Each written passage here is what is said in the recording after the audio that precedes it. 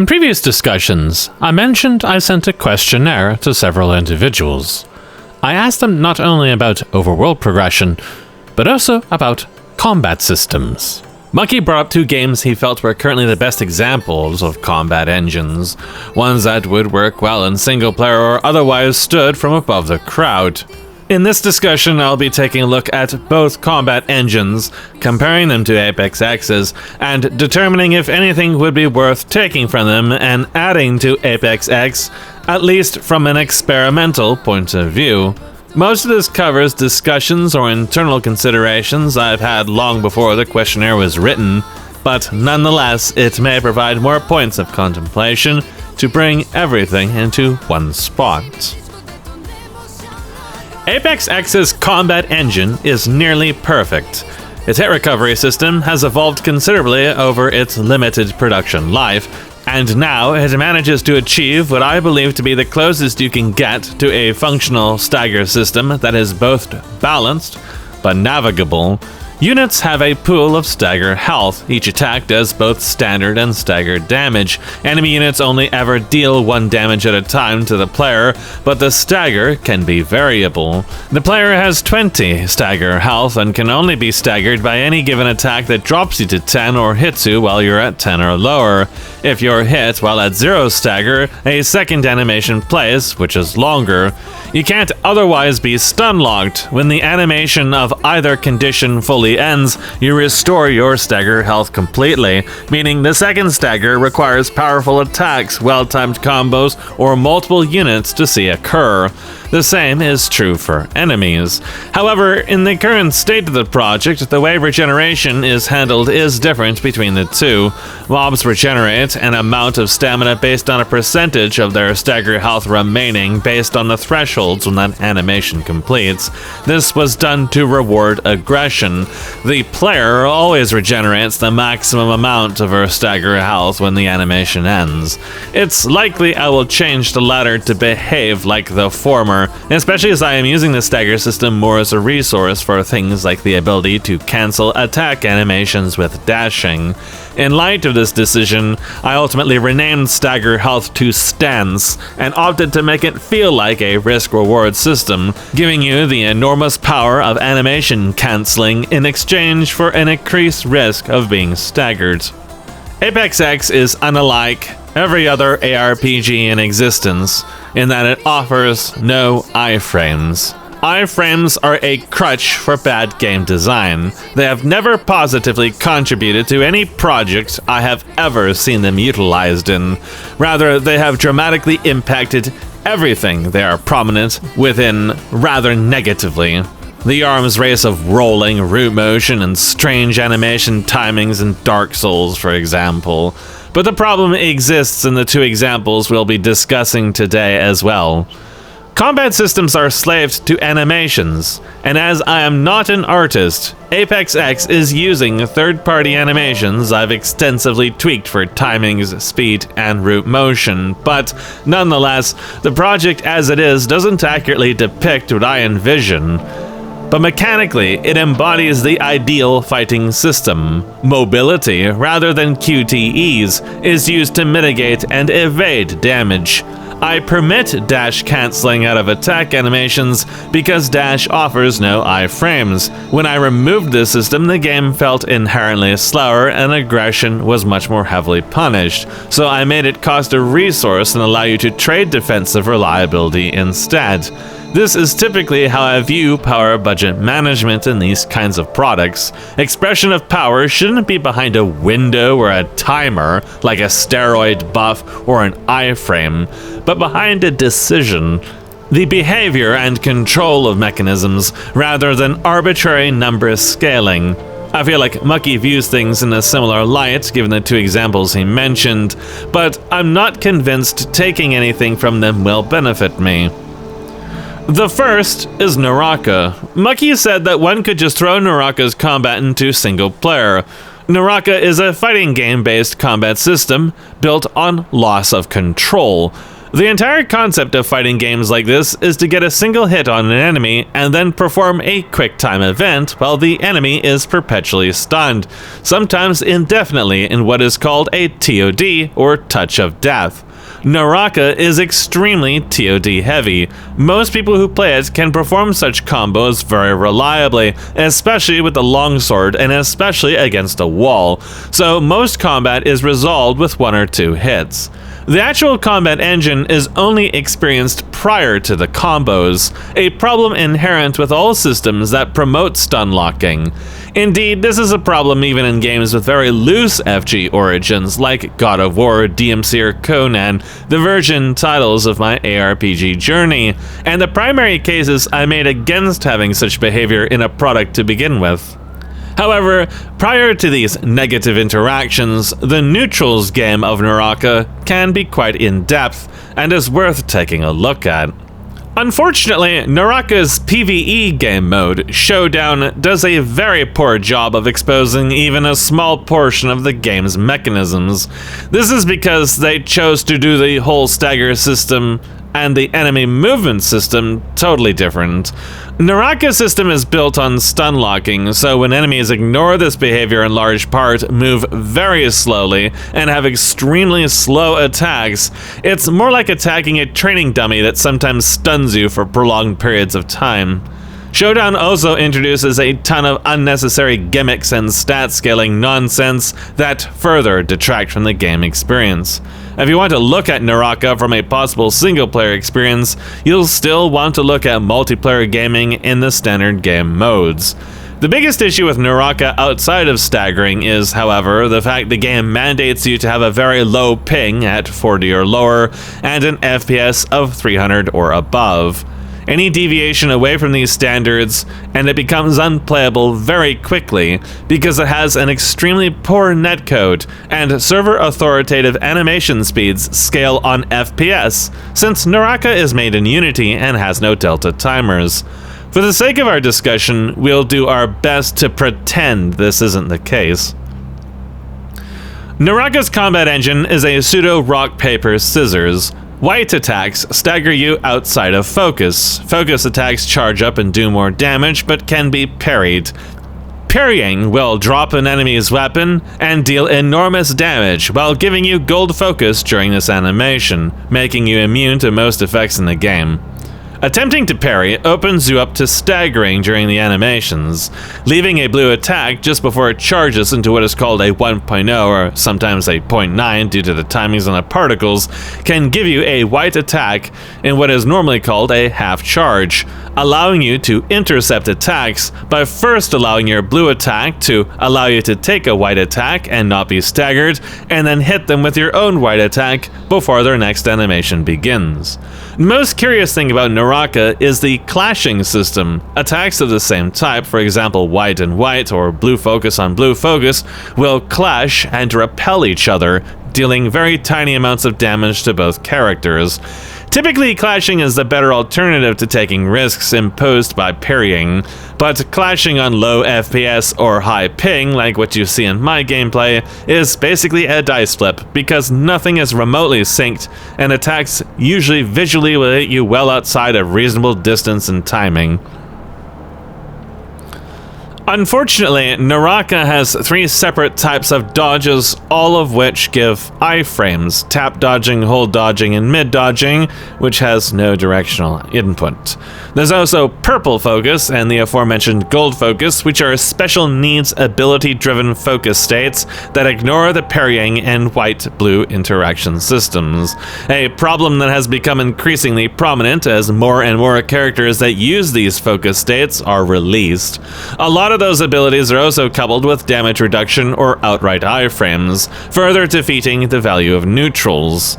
Even worse are transformers that can't be staggered outside very specific high cooldown skills from specific characters. Tarka, who can cancel nearly any animation, and whose entire concept is built on TODing, and the abundance of crowd control skills all across the board that can only be avoided by iframing.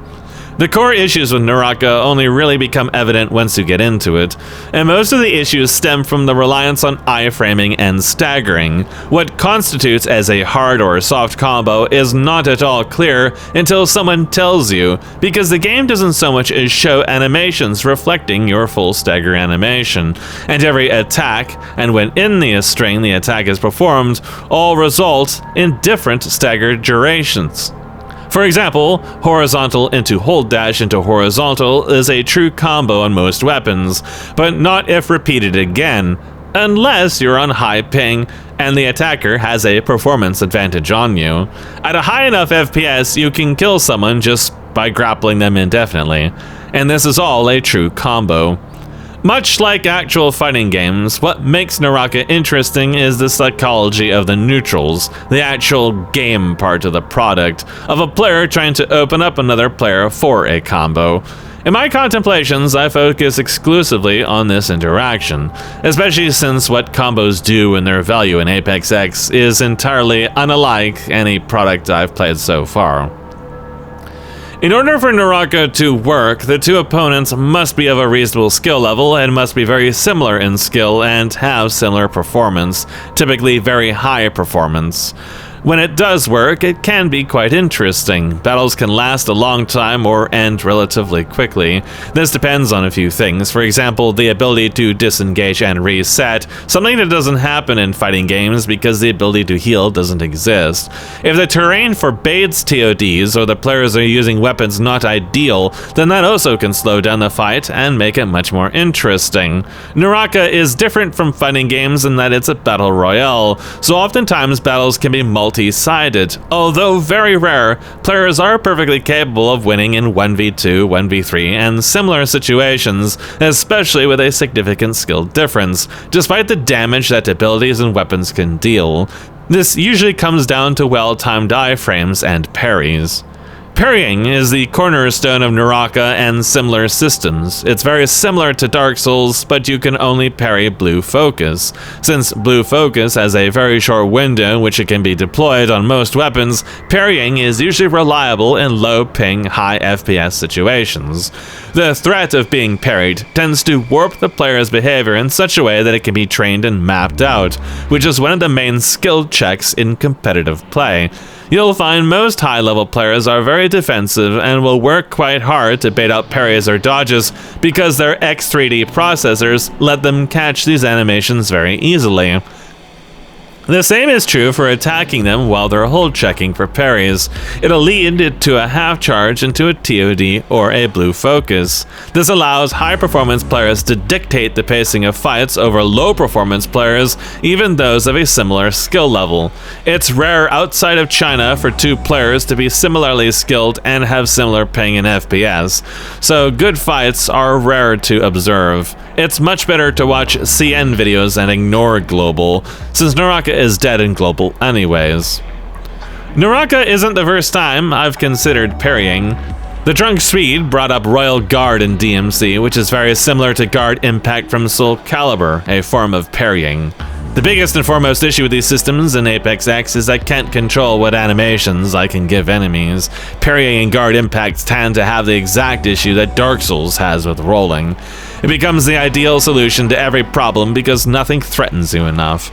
The main way I could contend with this problem is making enemies aggressive, but ApexX's enemies are already aggressive. In fact, this is why I am contemplating other combat systems to begin with. ApexX's enemies are more aggressive than most players in Naraka. Small-scale fights are pitched and often involve you circle strafing, kiting, and abusing terrain to split them up. Target retention isn't set up for this project, so once their AI is more fleshed out, they'll be even more aggressive. I've long considered what options I can give to the player to go aggressive themselves in such encounters without having iframes, special abilities that give you free control, or free ranged attacks. My answer has always typically been more mobility, making dashing snappier and smoother, the proposed double dash system that I'll likely abandon, having a teleportation ability similar to Liam's ult based on mana, so on. But without these being fully implemented or perfected, I still have considered other options. Does Naraka have a hint on how ApexX's combat system might be further refined? Or would adding anything to the formula spoil it? Weapon clashing becomes an absolute mess in fights outside of 1v1. In duos and trios, players get clashed by attacks out of nowhere near them that aren't even facing them, and getting into the fight at times can be unpredictable and frustrating. You often get parried out of nowhere. ApexX doesn't use any form of soft lock-on, so this would be less of an issue, but still a very forward concern if I were to add either system in any form. Crowd-controlling groups of melee enemies amounts to putting in either resources into Ragnarok attacks using spacing or chaining mix-ups. If something can randomly run in and clash you, it'll feel awkward at best, unnecessarily punishing at worst. If I only allow the player to clash, it sets an inconsistent precedent and gives you way too much power. Parrying in Royal Guard, however, could possibly be interesting to do, especially if I make the timings punishable. The issue is predictable enemy attack patterns. I could break them up further, randomize their animation speeds a bit more, and give enemies more distinct attacks, something I plan to do anyways. Royal Guard would permit you a defensive option, especially for a straggler outside of the horde that doesn't involve dashing and thereby changing your positioning. This line of thinking brings us to Mucky's next example, Neo. During the end of 2025, HKS and I co-opted Neo 1. We tried to do a co-op of Neo 2, but it kept crashing for me. A widespread problem, of course. Even so, I got to experience the full breadth of Neo 1's single-player, all the way up to the insta-kill heavy DLC and the agonizing boss gauntlets within. Neo is a much more traditional ARPG with a combat system I would describe as unbalanced balance in the kin of Brood Wars. It has a very steep learning curve if you're coming from Naraka like I was, because in Neo almost every hit is a TOD combo or not. Min-maxing your gear makes the difference between 2-shotted or 3-shotted. Everything is insanely lethal regardless of your level. On the flip side, the blocking system is the most extremely potent of any of the examples I can give for an ARPG. There are extremely few true combos, so you can block even after getting surprised by an initial hit.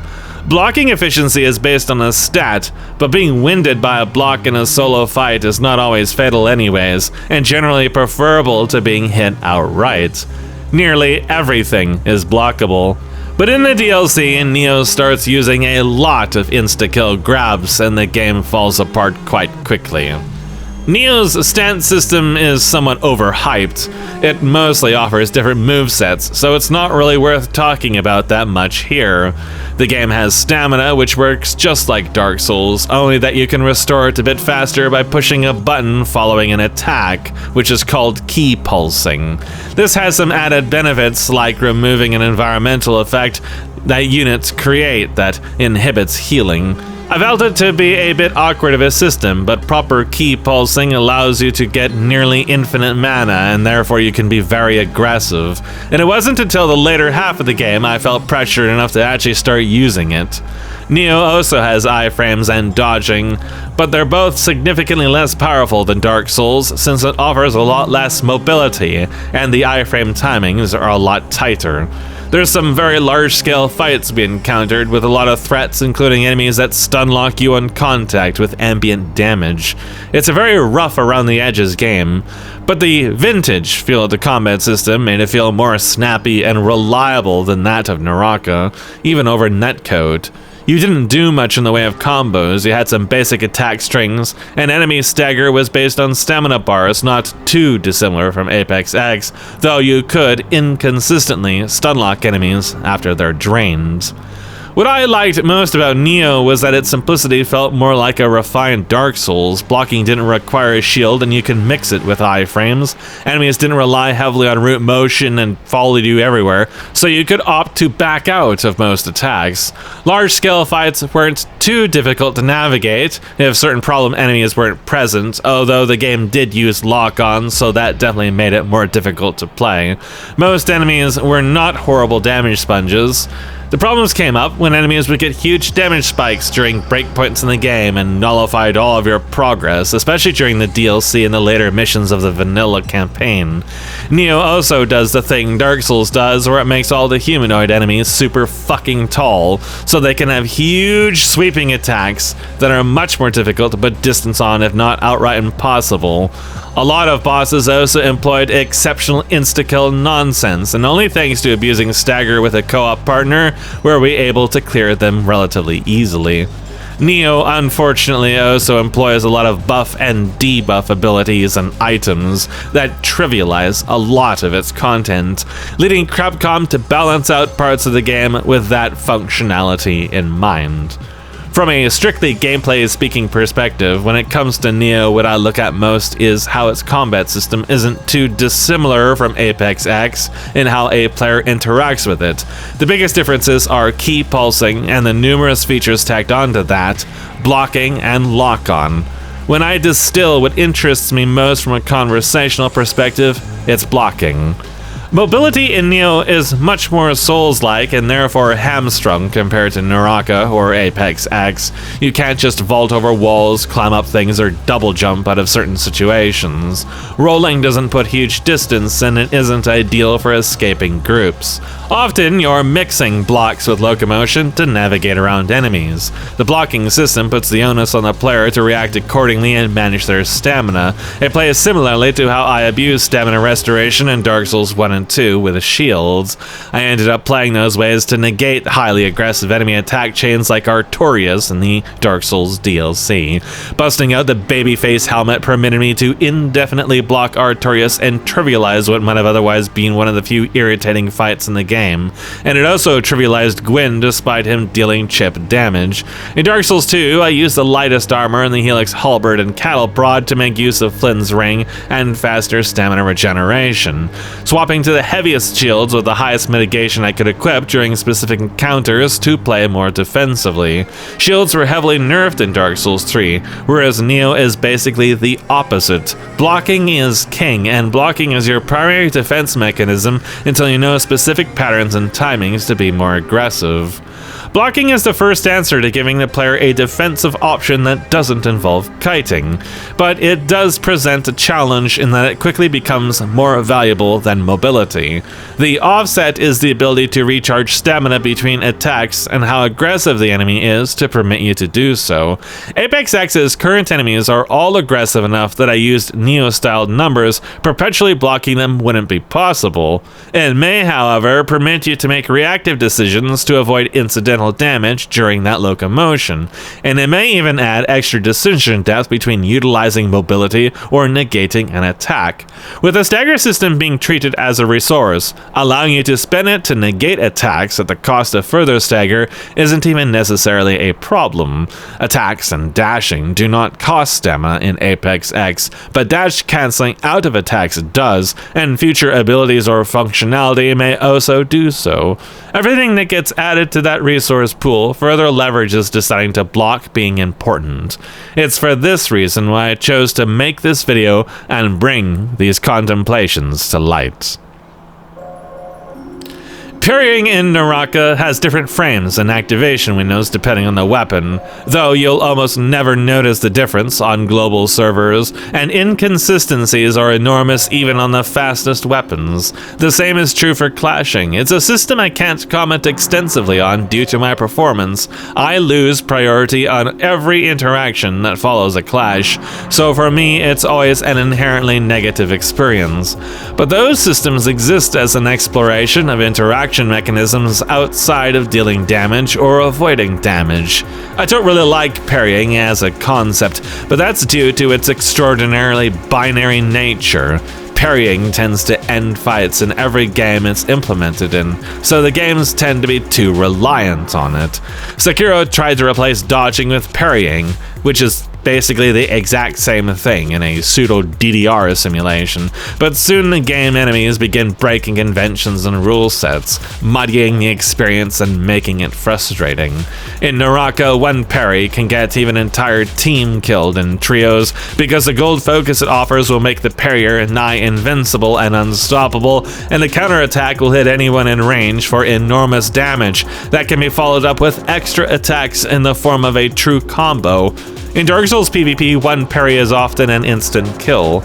I don't want these kinds of binary interactions in ApexX, not even for trivial enemies, so I've never really considered adding them.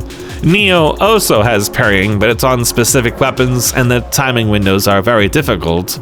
Furthermore, the damage it does isn't usually an instant kill. To me, it felt more balanced, but that was mostly due to my inexperience.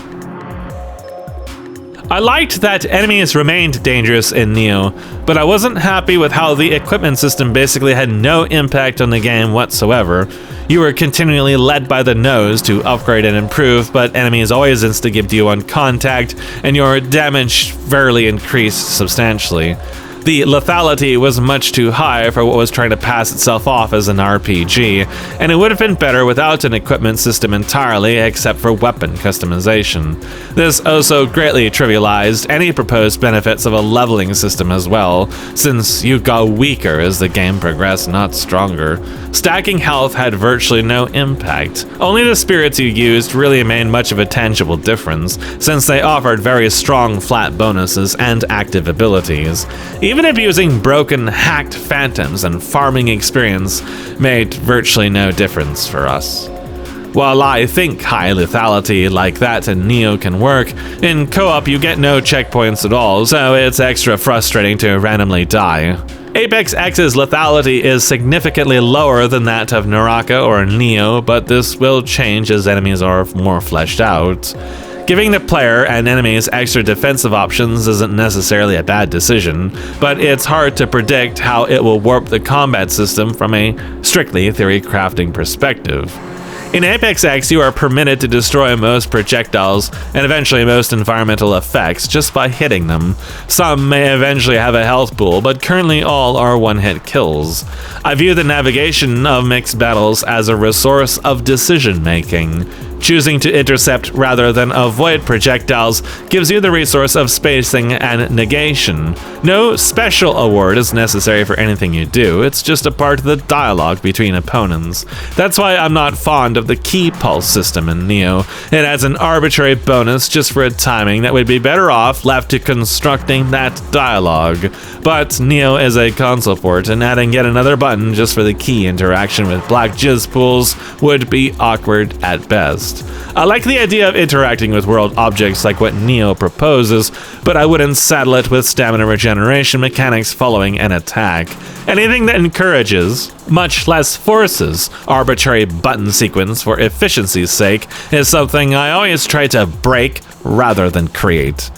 Again, my goal is to encourage decision-making, where any given decision isn't always obviously the right decision as mandated by rules and numbers, but rather a preference and strategy that formulates a competitive dialogue. It's the same reason why hard counters in an RTS dramatically detract from strategic depth and player expression, and why all RTSs with extensive hard counters have ultimately failed. If the game makes the most optimized decision for you, that it has an optimal decision, or worse yet, a necessary decision, then there's no game at all. ApexX, as it is, thrives on the concept of mobility. Introducing mechanisms that award immobility is by nature counterproductive to the paradigm that governs the rest of the project. However, the inability to properly penetrate groups of enemies, even with preparation, is the interaction I am seeking to break. This could be as simple as offering more speed and mobility to the weapon movesets, or root motion, for example. It could be loosening the restrictions on dash chaining. The answer may lay in the proposed changes to the weapon system in earlier discussions, allowing you to swap to a ranged weapon with ammunition. The answer may even lay in changing the way I approach jumping and air movement, though this is an extremely slippery slope, as Naraka has shown us. Mobility is the most potent and rewarding defensive power expression. Navigation goes hand in hand with physically outwitting an opponent, but without being able to make even my own animations, and with very limited 2D nav mesh for AI units, both giving you smooth feeling high-speed locomotion and allowing enemies to interact with you in the air or while moving quickly between geometry all becomes extremely difficult. Ever since its first incarnations, ApexX has gradually become faster and faster, first starting with Souls-esque pacing and rapidly moving to a speed exceeding that of DMC. Since our fights can be of a significantly large scale, I don't necessarily want the speed to be too much faster, or it'll be even harder to control large encounters. However, changing how the player can move is still an option. But how would I change it? Presently, ApexX uses a travel form for navigation between spaces, but the travel form is very incomplete and his movement isn't as snappy as I would have liked. The problem is the locomotion animations are built for a very specific animation setup, and it's one I have no precedent to follow and have been trying to create myself from nothing. Making the movement faster leads to a ton of awkward animation issues, some of which are already present. Furthermore, I haven't been able to get feel quite like I want. Travel form is supposed to be the ultimate risk-reward. Being hit always staggers you, but your profile is smaller and much faster. There's problems changing your capsule size in Unreal 2, especially when you try to mantle out of it. Hopefully, the mover system they're working on makes this a bit more graceful. As it is, I've considered giving travel form more options and making it more of a transform rather than a state. Its own dash, for example, to allow it to cross short distances very quickly. Such animations currently take you out of travel form as it is, but swapping is instant, so you're permitted to hot swap back and forth and take advantage of both forms on the fly. This is a mechanic that has potential, but travel form's acceleration and other movement properties need to be improved for it to feel more graceful. Perhaps the player's controls in general need tweaking, and I may want to lighten the punishment of being hit during travel form, since it often leads to getting instantly killed in larger fights. Permitting other movement options like wall jumping or sliding or whatever have crossed my mind, but I'm not convinced they'd actually add anything to the game, especially since enemies realistically can't be made to do it. I'm not convinced they really add anything to Naraka. Sure, the 3D combat in Naraka is a far cry from the very 2D combat of Dark Souls or DMC or whatever, but most of the time fighting on walls and stuff like that is awkward as fuck, and building something like that for a single player involves a level of AI that has never been made for a game before. Naraka doesn't really have an AI for its bots. They're basically 1D coordinates without even using a navigation plane. Any walls or surfaces in their way they can't automatically hop up through a trace just causes them to get stuck indefinitely. All of these contemplations circulate the thought that while my system is very solid, I feel like it is missing perhaps one or two key ingredients to complete it. But what exactly those ingredients might be feels like an enigma. Looking at what other people I know consider strong combat systems is something I've done to try to determine how exactly inter-combat dialogue is formed in those games. I try to approach the question from a different perspective and hope that sheds light upon my own equation. It is often a futile venture, but sometimes interesting observations are made along the way.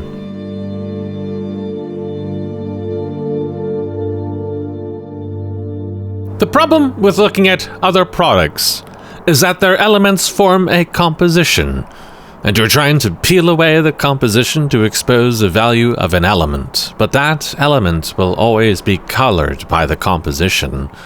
Naraka-styled parrying works in Naraka because it's a battle royale with a very low average time to kill, and most battle royales are virtually instant time to kill. It's designed to have a high turnover, and a lobby can only last at most around 25 minutes until the entire map is zoned out anyways, though most games end before the 10-minute mark in solos. Naraka's parrying might work in a Naraka-styled PvE game mode if it were played to the game's strengths rather than what Showdown did to it, but ultimately would have to closely follow the core game modes for that reason. The fact that Showdown changed a lot of the way you interact with numbers and slowed down combat for your opponents very dramatically is precisely why the combat engine doesn't work with it. The equation that forms a composition, for better or for worse, is broken and feels mismatched at the best of times.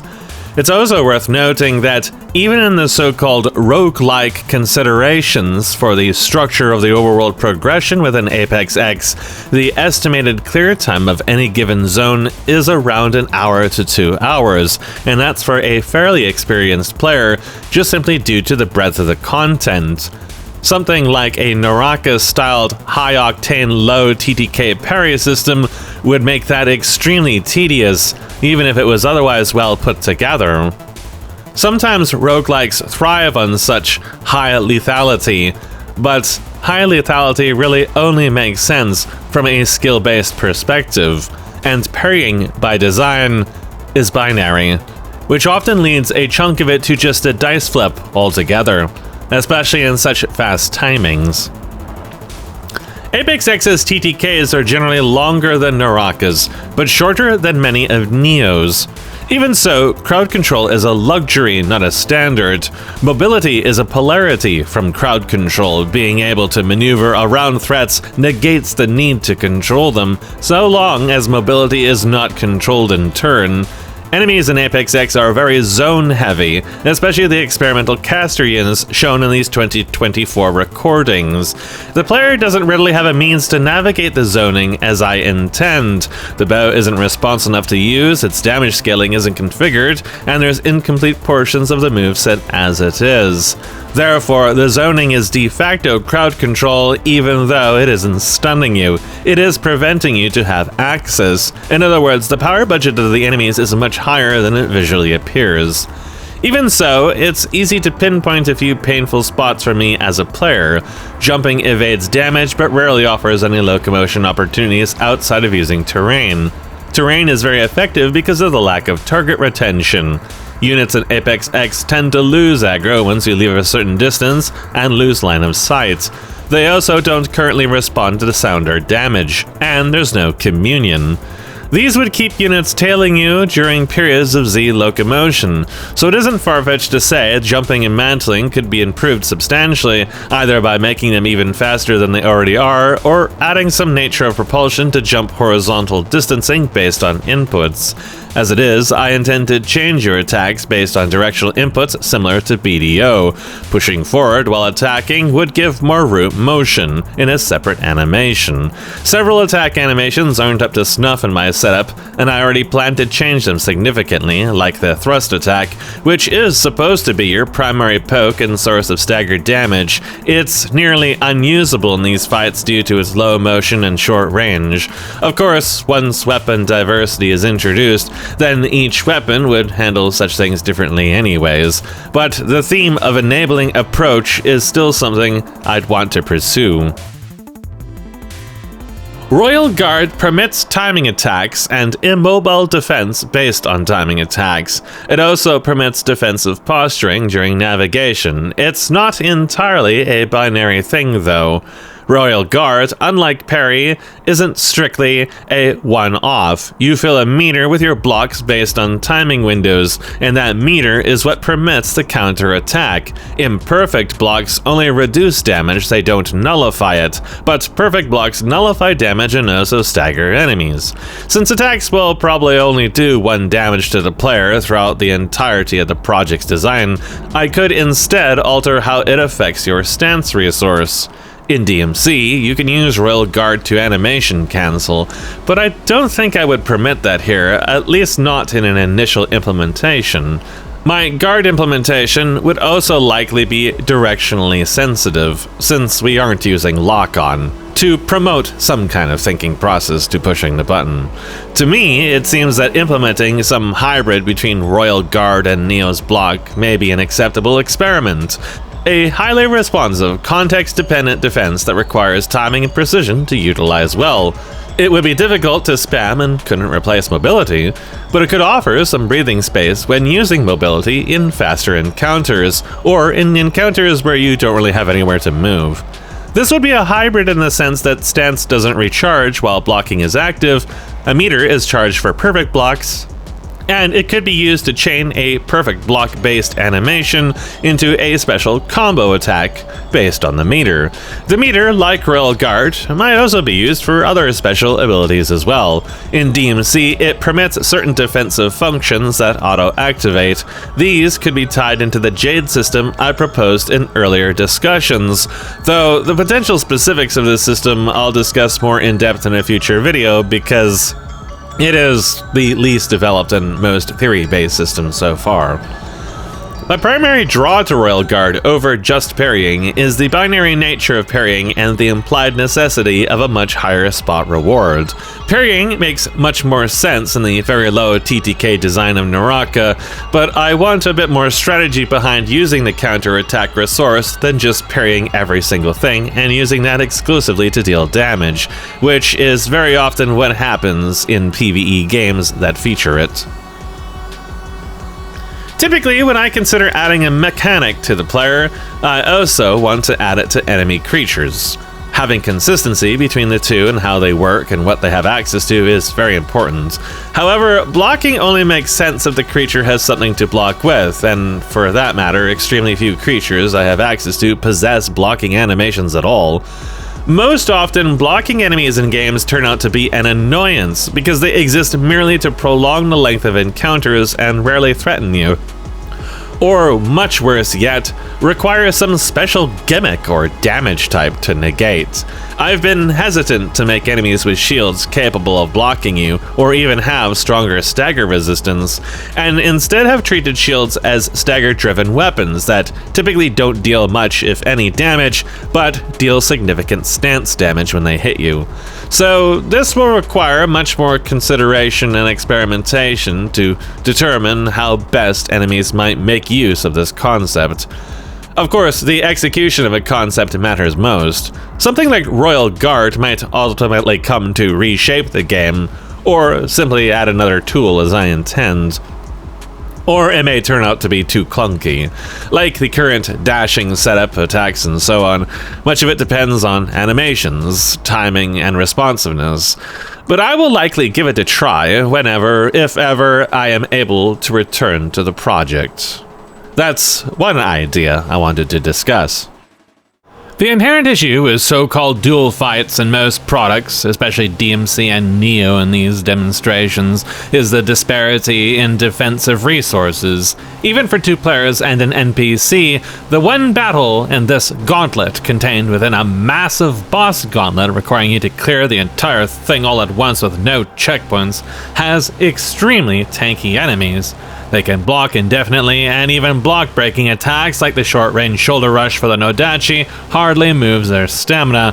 Worse yet, the enemies rarely can respond to dedicated spamming of these abilities, making them long quasi-QTEs. When they can respond, if you slip up or they decide to actually do something, they can either two-shot you or instantly break your stagger if you try to block a combo.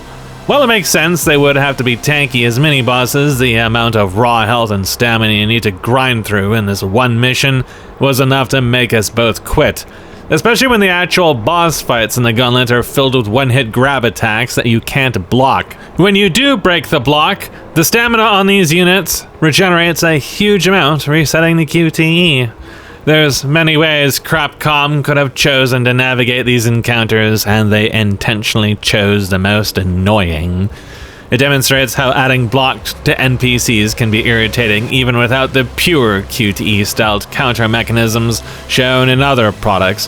For example, Sekiro, which requires resource gimmicks to break them. In some ways, it feels like the clashing system of Naraka might be a more suitable alternative so that the AI can try to take back their turn rather than just making them arbitrarily take longer to kill regardless of player input.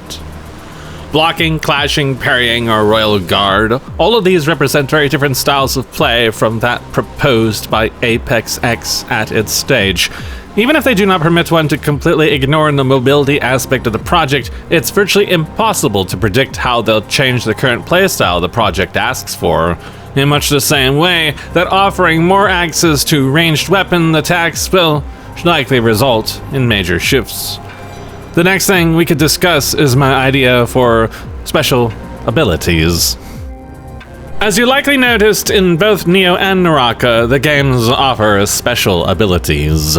Neo has a number of per-mission-limited spells and consumables which offer major buff or debuff benefits, as well as a steroid cooldown based on stats from spirits, which range from being moderately strong, like what I typically use, to enormous. Naraka's characters are all similar to Dota clones in that their abilities are extremely powerful, ranging from typical low cooldown burst-style abilities that break enemy combos, to transformations that give upwards of 20 or more seconds of nigh invincibility and free damage on your opponent.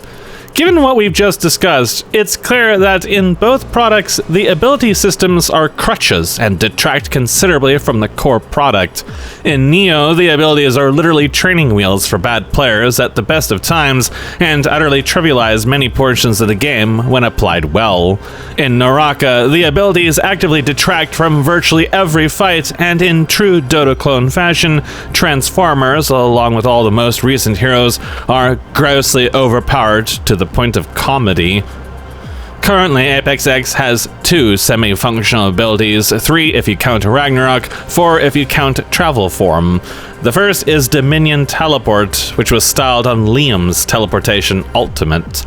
You can throw out a spear which stops at a fixed distance or where it hits something, and reusing the ability during that duration that it is active allows you to teleport to it. It costs prana, which regenerates very slowly over time to use. The second ability is the Lantern, which consumes prana subticks while active. Ragnarok is a red attack that consumes stance to utilize and can be chained from specific attacks or dashing. They deal the highest burst damage of your moveset. There is also the move Mana Burst, which is an animation that provides a combo opportunity into any Ragnarok attack based on their key's input.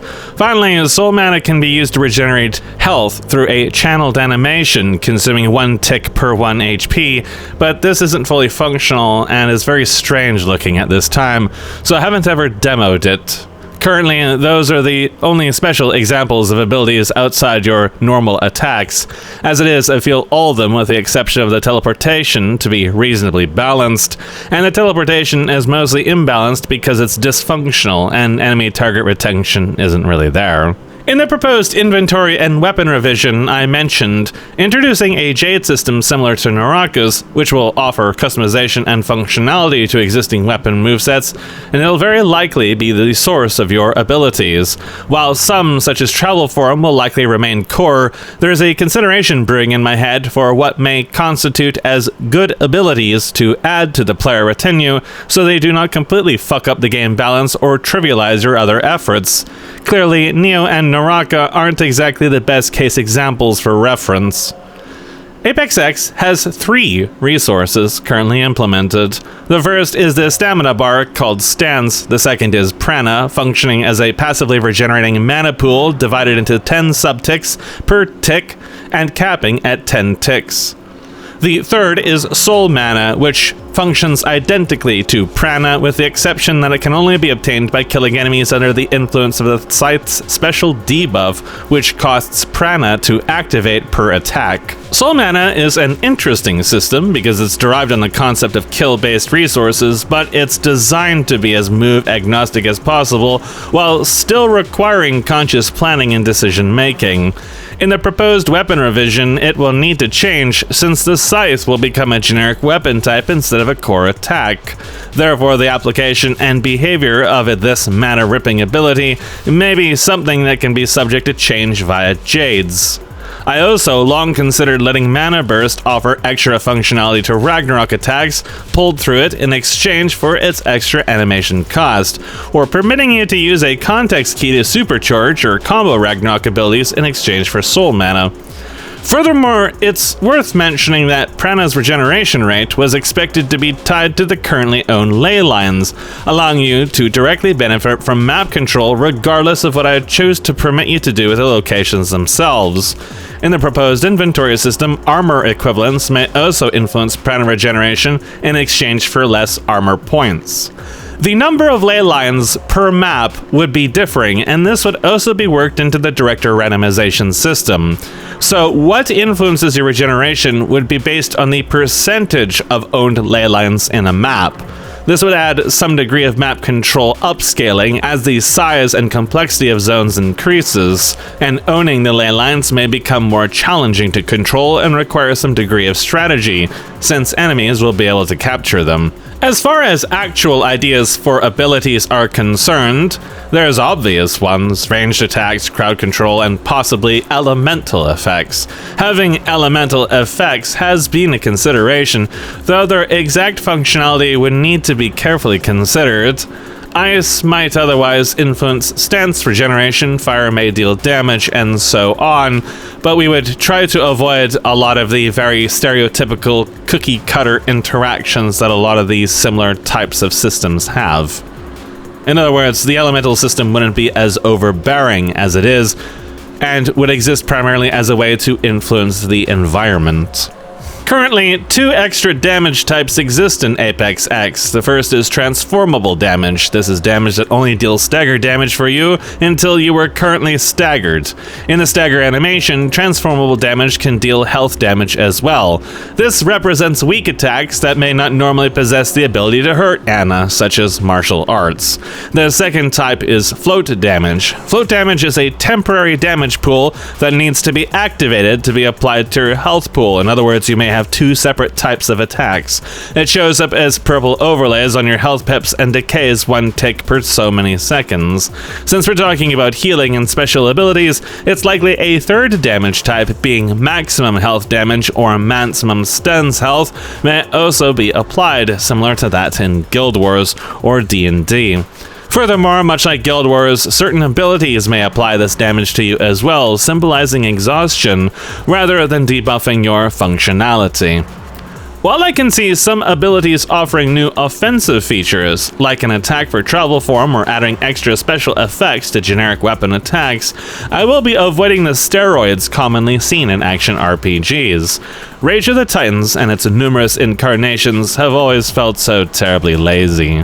Oh no, I'm dying. Better activate an eternal god mode and just mow everything down and ignore the rest of the game's mechanics. Making interesting abilities that actually contribute to an existing game system isn't particularly easy, which is why no one bothers trying to do it and just default to the laziest filler possible. We're better off looking outside of any of the RPG adjacent genres entirely, and instead looking at perhaps roguelikes. The way I view features, any features, is asking the simple question: why do they want to exist? Versus, why do I need this to exist? The contrast is simple. Mechanics and gimmicks added to commercial products are done so as an excuse to pad time and job security. So few games have meaningful compositions of content and mechanics. I never look for an excuse to add something if I can avoid it. Rather, any idea I come up with tends to be either spurious or as a result of deep contemplation.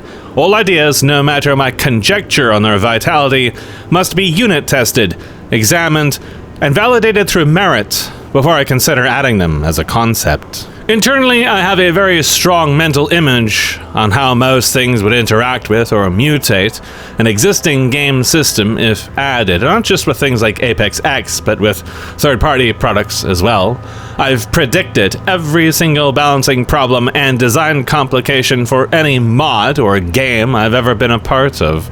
This is the value of experiences across a broad range of genres and subjects, and having played with players of all skill levels and extensively studied professional play.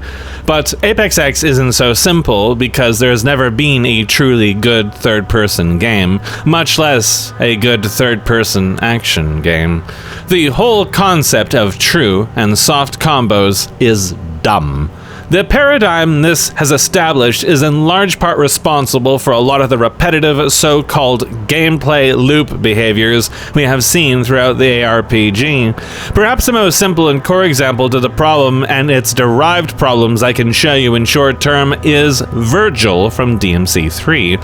Virgil has a limited stun when you hit him, prompting you to play in a rotationary manner because only so many hits are considered a true combo, and he'll arbitrarily escape. Using both footage from the Drunk Swede and from the DMC Wiki for speedrunning examples, we can see how the interaction of soft and true combos dictates how high-end gameplay navigates this fight. Thanks to canceling and optimizing certain attacks, one can quickly clear this fight by de facto stun locking him with true combos in spite of him breaking the combos. The risk of the fights increases through their iterations as the boss gains more abilities in later encounters, but the general interactions remain largely the same because they are still dictated by the stagger system. No matter what the progression level the player is at in terms of player skill or character unlocks, or the abilities the boss possesses, the encounters are defined by this soft and true combo system. This core interaction is what defines the Virgil fights. It defines how and when you can deal damage, and when distilled to its more optimized essence, or when played intentionally gimmicky, that definition is still what shapes your experience. As a player, I don't find combos interesting. As a spectator, I find them dull beyond imagination. Combos exist in ApexX, but I've tried to explore making them more free-flowing and giving you choices in how they are progressed. I do not see combos as some technical masturbatory side mini-game in which only one player gets to play. I see them as an attempt to explore the dialogue between opponents. Each hotkey represents a basic attack combo, and interchanging hotkeys as you attack changes the properties of the attacks. But once again, this is defined by the limitations of the animations I have available. As it is, the system doesn't change very much, but as I added more root motion here and there, it began to assemble behavioral characteristics. Those characteristics created certain distinct interactions between attack locomotion, evading, and controlling enemies. My goal was to give you the tools to decide on the fly how you wanted to interact with an evolving situation. That openness, for example, deciding if you want to focus on narrow high damage or high stagger attacks, or switch to something with more mobility or broad range, is the polarity from removing the concept of hard and soft combos. Even so, the stagger system I devised is intended to award continued and focused aggression and continued success to give you further options that benefit successful gameplay, without those interactions defining the entire experience. The system has thus far worked well, but there's trouble spots.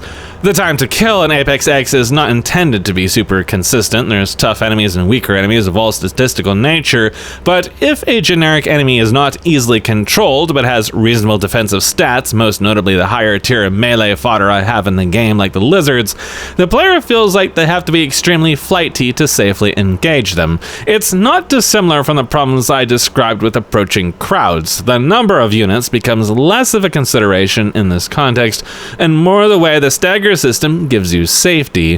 While this doesn't intrinsically promote a so-called gameplay loop, it's something I want to address in the event it risks becoming that way.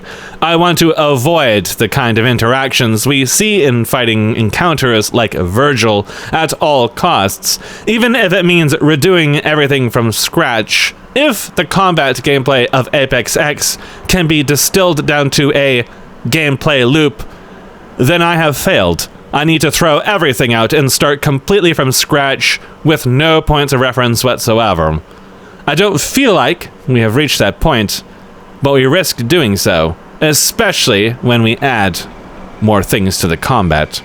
Until then, it does mandate me addressing every possible addition or change with exceptional scrutiny. Adding options or styles is good, but what constitutes as an option or a style? The system I have described has similarities to certain aspects of DMC's combat, but the interactions are nothing alike. I can't look at it like I would DMC, only the baremost distilled essence of what the player is actually doing. DMC, once you become comfortable with it, stops becoming about fighting opponents, and instead mastering otherwise irrelevant technical nuance and how numbers are resolved for the explicit purpose of technical demonstration video recording. If ApexX were ever to become like such a product, it would also be a resounding failure beyond failures. One problem lays in the stagger system. The other is in the lack of an intelligent and aggressive AI and proper fight design, and another is in how the player is designed to interact with units. Those same problems show up in every other action game in existence, down to the origins of the ARPG, the beat 'em up. Beat 'em ups typically have very typical stagger/stun locking behavior complete with true and soft combos. The paradigm of such games is to get the first hit and then perform a combo. There's very little difference between them and Naraka in that regard. The difference is that Naraka is often unpredictable due to netcode and FPS, whereas beat 'em ups are generally quite predictable mechanically. The beat 'em up is an extraordinarily simple genre. Exploring combat depth is in part what led to a lot of unintended interactions, such as animation cancelling, within this kind of a game. Animation cancelling is in large part what permits the silliness demonstrated in DMC speedruns and technical combo videos. As a guide by Magnus the Bread details, DMC3 features numerous ways to cancel animations, and many unexpected animations even offer iframes to help shield you from danger. It's a similar problem to Naraka. Most of the game's skill ceiling is defined by a technical boundary of unintended behavior, largely because the developer was either ignorant or lazy. Such behavior changes throughout the installments of DMC, which would lead one to think Capcom was trying to fix these issues, but since they're so incompetent, they never did, nor did they fix the fundamental issues the franchise has. Instead, you ended up with DMC, and DMC5. Yikes. Rather than entirely remove animation cancelling as what would be recommended in all such provided examples, I have instead opted to make it an ability using a resource that is your stance pool. As I detailed earlier, this was because it felt better to have animation cancelling in that current iteration, and it was an expression of mobility that wasn't tied to inherent iframes and other unrelated behavior.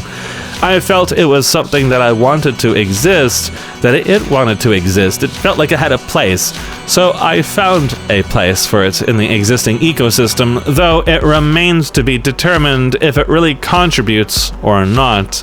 It's not an easy binary thing for me, but this is one such example of the immense consideration behind making an ability in this project, an ability that is just innate to the combat engines of other countless products.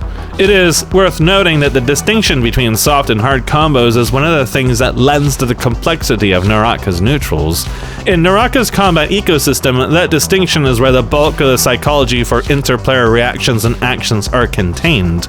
In the rare cases you are not being TOD'd, or are using weapons unsuitable for TODs, what you determine to do during the periods where an interaction no longer results in a true combo is very important.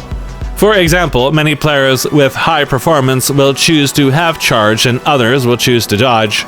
Dodges can be caught with the right timing, but if you try to catch a dodge and they instead attack, you can be intercepted. Of course, in practice, these interactions are basically RNG governed exclusively by what is typically called boyi, Chinese for gambling.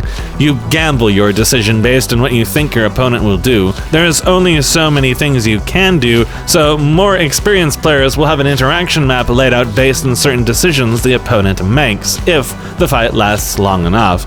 In a way, Naraka becomes turn-based as a result, because weapons or terrain that excludes TODs permits 2 or 3 such interactions exchanged in typical fights, and rarely a few more if the parties are able to reset. It's when both parties end up playing defensively with low lethality weapons and setups that the game begins to shine, because several such interactions can occur and a degree of psychological warfare can thus be expressed. Removing hard combos from ApexX will thusly eliminate these exchanges, even if I am able to introduce other mechanisms that may take their place. ApexX needs to encourage the same psychological warfare, but through different operations and exclusively in single player, which means it needs an intelligent AI capable of building a profile on its opponent. This has been a design goal for such a project long before Apex version X was ever conceived. It's not the most difficult thing to achieve, but it will likely be necessary to create, to fully appreciate the value of the combat engine and make the most educated decisions on how best to proceed with it. Until then, I am always operating in half-theory-craft environments, basing predictions on what I currently know, but with a foresight of a completely different product in mind. This further mandates that any changes or additions to the formula require exceptional contemplation. Ultimately, what I am seeking is to provide both the player and enemy tools that can facilitate growth and mastery of a combat system over the course of 10,000 hours and beyond.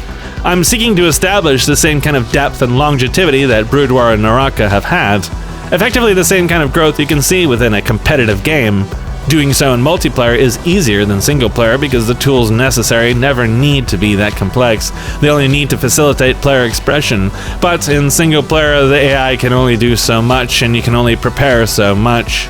You do, however, get to partially govern the kind of challenges placed in front of the player and can ask of them to solve those challenges, whereas competitive gaming is by design quite unpredictable on the development side. Predictability of challenges from the development side lets you explore new methods of player expression. Most products choose to make those gimmicks, QTEs, or grind. Gimmicks include highly specialized abilities and timers. QTEs include everything from mandating a certain series of prompts, actions, movements, and locomotion to do something. For example, needing to counter a firewall with ice, needing to use a special ability to break a shield. That's just a QTE. Grind includes everything shown in DMC past the first few encounters, all of Elden Ring and no small parts of Neo. Extremely limited unit compositions, extremely limited diversity in the zones and what they contain, yet you're forced to go through the exact same shit over and over and over again, never needing to learn or improve, just perform the same series of things.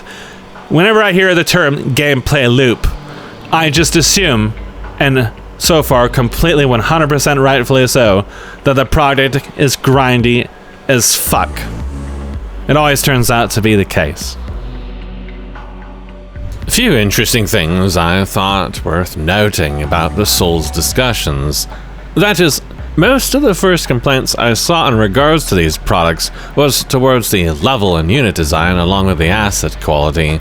The actual combat mechanics tend to be a secondary subject, as the actual combat interactions in the game does not often take central stage outside of boss fights. Most encounters with enemies end in a second or two, and the vast majority of units in Dark Souls or Elden Ring don't put up a fight, so the turn-based and shallow interactions therein are rarely even touched upon to begin with. Due to the extreme lethality, PvP in Dark Souls rarely enters any considerations, much less for things like comboing or skill expression. In a way, you might even consider Dark Souls a much slower Naraka and without the heavy emphasis on QTEs as a result. Although the neutrals game in Dark Souls literally amounts to getting fucked over by netcode half the time, it can't really be used as a discussionary point of reference for technical purposes. Well, the netcode is the stuff of legends, even in apologist circles like Reddit. Although it could be worth looking at least momentarily. Of course, Dark Souls is known more for invasions than actual PvP, clips of which can be seen in the XXE series, courtesy of Stake. So-called asymmetrical designs such as this generally amount to fucking with people more than anything structured, which does offer some insight in how an engine not focused on combos can perform. I would say the experience is generally more positive than that of Naraka, in spite of its simplicity. A pity you'll never know for sure, given both of them are virtually unplayably fucked over the network, and half of what you see is entirely undefined behavior. A combat system doesn't need 1,000 knobs to turn to function over extremely long periods of time of gameplay. What matters most is what those individual knobs can do. You are looking for the balance between giving every option merit, but not overlapping their utility so much the actual choice loses meaning. Something that stands out to me is the clashing functionality of Naraka appears to take the place of the stamina system in Souls and Neo. They both serve as stopgaps between aggression, though the former is applied significantly less often, as it nonetheless intends to invoke turn resets when it is functioning properly. DMC's equivalent is the hard resets on bosses like Virgil, which are met with cancels to immediately resume output because they don't reset the player. In Neo, the equivalent would be the key pulsing, which, when done correctly, allows you to attack quite rapidly. ApexX's current build has such a system. It's the way so-called stance is currently handled. By committing to spamming cancels or Ragnarok, you deplete your stagger. You can keep going. Being depleted doesn't prevent you from using the abilities. It's just anything that invokes stagger damage will send you into hit recovery. But something I've realized is that with the inventory system I proposed in previous discussions, along with healing consumables, fully restoring this resource after being staggered will surely be abused. It doesn't currently work the same way mobs do, which has restoration scaling to the amount depleted when recovering, so this is likely why I would change it. Dark Souls PvP reflects the PvE's core philosophies in its turn-based nature, but just like Naraka, the netcode acts as a hidden QTE modifier by changing the logic of when the iframes actually occur, making the actual encounters coincidental. It confuses the goal of the system, which is to take turns attacking or evading attacks. Since there's no clashing or equivalent, trades can happen quite often. Trading is a common occurrence in ApexX as well. Clashing is what mutates this system. Oddly enough, DMC does have clashing in some of its titles, but it's so rare due to the frame timings that it often occurs mostly by mistake. Similar ideas in many cases, all defined by their execution more than anything. DMC is most well known for dull filler due to the key jingling that is the so-called style meter. Dark Souls is most well known for netcode and iframing. Naraka is literally just Dark Souls, but with dull filler due to Chinese Izat farming. Only Neo, with its universal block availability, really breaks a lot of the trends we see in other products. Dark Souls permit you to do this as well, but it's so punishing to block without a shield you rarely do so. Perhaps the more normal fag way of viewing the equation is that the RPG aspect of these products has rarely ever formulated into something meaningful. Vanilla, Diablo, and Diablo 2 are both reasonable examples to default back onto, where itemization and progression largely defined interactivity without being tremendously overbearing or vapid. Roguelikes have held the torch in similar respects, including the aforementioned Noita, though Noita's combat system in some ways resembles Souls in its intrinsic resource-bound turn-based core. The item system ultimately defines how much of that combat system is shaped. Between these two examples, we can extrapolate another topic I wanted to put on the cradle for consideration. How much should itemization and the proposed progression mechanisms influence ApexX? And what precisely would I be aiming for as a baseline? Although I intend to discuss these in the T2 State of the Project video, we may as well consider them here, at least conceptually, as ultimately if I am to introduce any form of such a mechanism to the project, it will ultimately come to shape everything discussed thus far, prospective or not. Items are rarely interesting. They either function as a time gate to basic functionality, or they just make numbers bigger. The former comes at the cost of prior experience, and the latter offers nothing to the experience whatsoever. Even in games like Neo, where items have extra functionality attached to stats, the functionality is often just a number modifier that doesn't change the way in which you play in any meaningful manner. Slightly adjusting math values here and there is the worst possible way to do item systems.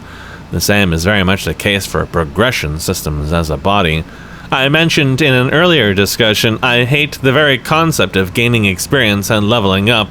That's because the idea has always been laden with the most boring execution possible. At least when it comes to roguelikes, there tends to be more pressure to make the individual elements more unique in what they do, and the number balance usually is so tight that individual number adjustments do have value, like acquiring upgrades within Brood War. But the pressure to make items interesting can just easily turn something into a mess, like the upgrades in StarCraft 2. The crossroads here is why I have always opted out of having item systems in my projects, unless utterly forced to, like those Diablo 2 mods I worked on in years past. In such cases, I always aimed for moderation, low number values, so each adjustment did have meaning. But in ApexX's case, moderation alone won't drive exploration. That's the difficult situation I have found myself in due to the pursuit of such a game system's balance. Once again, we instead find ourselves looking at two particular examples, Naraka and roguelikes. In Naraka, you collect items called Jades that effectively function as your gear. They offer flat stats, such as attack and damage reduction, in other words, nothing exciting. But the purple and gold ones offer modifications to attacks on specific weapons or new attacks entirely, or other special functions, many of which are extremely unbalanced, like Ripple Step that cloaks you for a prolonged period every time you dodge. I propose a system that is twofold in how it functions to meet the requirements of a spellcasting and ability-driven progression, and also moveset customization. While the inventory itself may resemble Naraka in that you have a number of slots you can put those items in, they may also be assigned to the numbers keys like one assigns consumables and other items in no beta. This is how I intend for you to access healing consumables and other objects. So special abilities that are not core will also function similarly. That means that special abilities, like say for example the Dominion Teleport, could then be assigned to its own hotkey. Presently, it uses a somewhat cumbersome system, where tab is the spell cast, and fixed numbers, 1, 2, 3, 4, so on, are the special abilities you switch to activate them. Whereas I will probably have some kind of customization involved in how the hotkeys actually function. Perhaps just pressing the buttons will use them as is, no switching necessary. But personally, I don't really enjoy number key pushing to use abilities altogether. I avoided it as much as possible in games like World of Warcraft, for example, and I would do so here. So just having customization would be sufficient. The problem with no beta in similar games using limited consumables is the hoarding mentality. By having a Diablo-styled inventory system and merely allowing the items to be hotkeyed accordingly, I hope to prevent this from manifesting too much. The player could opt to commit inventory to healing consumables above all else if they choose to do so. The key will be having other items of value, for example arrows, that compete for that space. Naraka and similar products do so by having separate types of healing items, for example one for health and one for armor, and Naraka's grappling hooks and repair kits also compete for space. Furthermore, Naraka has inventory expansion upgrades you find throughout the map, so initially the space is quite confined as well. I could choose to adopt similar ideas, though I doubt I'll have grappling or anything equivalent. I have always viewed items and similar mechanisms as customization. If the systems offer no customization and exist only as a time tax, then they serve no purpose. Naraka is about as far in the direction of the latter as I am willing to justify with a notation, but Naraka is a very solved game, ultimately dictated by RNG. If ApexX is to have an RNG-driven loot system to any extent, then how will I break solvability? The first is by not offering any percentage values if possible. The second is by imposing a risk-reward for every feature. The risk of abilities tends to come through resource cost and cast time, as an example, but items that alter weapon movesets and other things could be more tricky. It's certainly far too early to say what might such a system have as a baseline for prototyping. Perhaps something that reduces damage but increases hit collision, different types of arrows, jades that alter how Ragnarok attacks function, perhaps by making them deal more damage over time instead of just burst damage. Of course, should Royal Guard be introduced, jades that alter how it functions are also a given. Circling back to the original discussion, I can see where Mucky's examples shine and where they stumble. If I had to psychoanalyze the reasoning, it's because he is looking for a more paced and tactical approach to combat than what DMC or Diablo offer. He shares the same disliking of TODs and transformer-driven balancing in Naraka's design direction that I do, but we both seem to favor its core mechanics at least to some extent. He's played a lot longer than I have, so he was there when the game was in a much healthier state, whereas I started playing it as its descent became rather rapid. It's a rather bizarre predicament that Naraka finds itself in, having a strong core philosophy if not in need of refinement, but abandoning all reason and continually eroding those core strengths. This is the selfsame problem most products with updates receive, and generally it's as a result of the developers not giving a shit. Neo, at least the first game, faced a similar problem with the DLC introducing more and more mechanisms for enemies to skip the neutrals game, and often at a distance far exceeding that of the rare grabs in the original campaign. But the worst of Neo's troubles can be attributed to systems outside of the combat engine. Though it's not an opinion shared by many of my viewers, I don't think such a system such as Neo's is particularly bad, and its simplicity can work. It shores up many of the weaknesses in the Souls turn-based formula, with perhaps its greatest weakness being the rocket tag balancing. Part of the problems with the examples therein is that they don't scale well. Clashing becomes a crapshoot in large-scale combat in Naraka, Neo becomes extremely lethal when two or more enemies are chasing you, and multi-faction combat in either game tends to involve a lot of clustering and spamming. While it's true adding mobility and extra options for mitigation or repelling predictable aggression can help these issues, they nonetheless can be troublesome to navigate in a melee-focused system. Therefore, having ranged options, either in the form of poking or outright ranged weaponry, can offer more means to interact. Such weapons are extremely limited in both Neo and Naraka, as given their evident power, they'd totally dominate the games otherwise. Having mobile and aggressive enemies in ApexX can help mitigate the power of ranged combat, so we needn't shirk from expanding the flexibility, reliability, and potency of proposed ranged mechanisms such as spells or the Great Bow. Giving enemies the ability to block, parry, or use mechanisms like Royal Guard is a much slipperier slope, and now we need to very carefully consider them.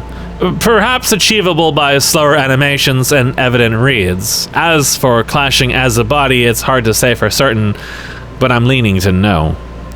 Of course, given earlier mutations to the Apex concept I discussed, having a more hardline Souls replication or even a design similar to range-centric gameplay, the so-called caster concept for example, were proposed, but it isn't set in stone. I approached the game from any specific angle at this time. These are, however, my considerations therein, to be further cemented in technicality when we conduct the T2 state of the project discussion. Nonetheless, any further production-level experimentation will be backburned until I have a complete solution to the player character asset.